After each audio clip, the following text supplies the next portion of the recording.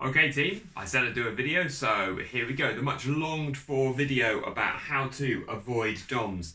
Number one, if we're going to avoid it, is we need to think weeks before the event that we're preparing for. And it's about getting in shape. Sounds basic, but you need to think about the demands of the event and then get in shape for it. So if, for instance, you're planning to run essentially downhill in a race for about an hour, then we need to be getting in the gym and getting really strong. Not just strong, but the demands of the event are eccentric muscle contractions. So when you land, the muscle is under tension and lengthening. This is really stressful on the muscle. That's why it damages the muscle so much. So we need to be getting onto the squat rack and doing lots of jump squats where we pop up and then catch slow with eccentric contraction. That kind of work for 4 to 6 weeks before an event is going to help make sure that we're in shape.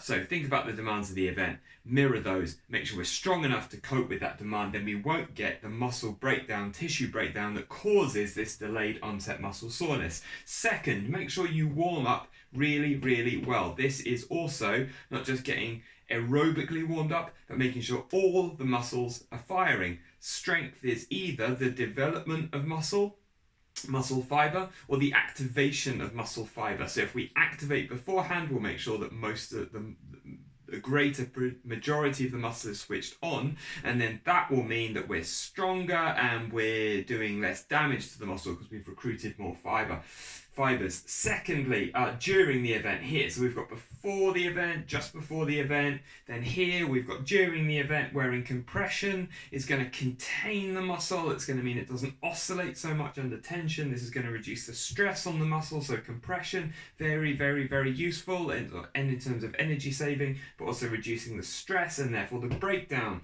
that we're talking about here. When we finish, this is the next line, so after the event, immediately getting cold into the muscle. So initial inflammation response is one that we don't want, so we want cold initially in the first few hours after the event. If you say finish your event next to the seaside or on a beach, you could wander into the water for a little while. Otherwise, just make sure you get 7 to 10 minutes at least in a really cool, sort of cool bath as soon as you can after the event. All of this, if you can do it early, is preventative.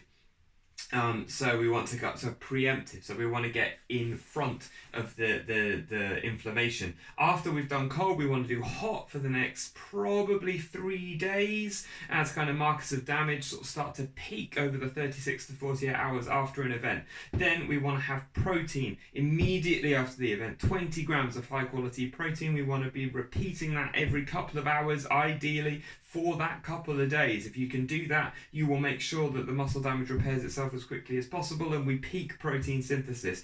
We also want to cool down, so we want to make sure that we do some gentle movement. Ideally, this would be a swim or a spin after a run event, just to start oxygenating those muscles, getting the blood flowing, allowing them to heal. Sleep is going to be really good. There is a debate on how well we improve repair through sleep, but I would suggest that it is when the body does do some of that.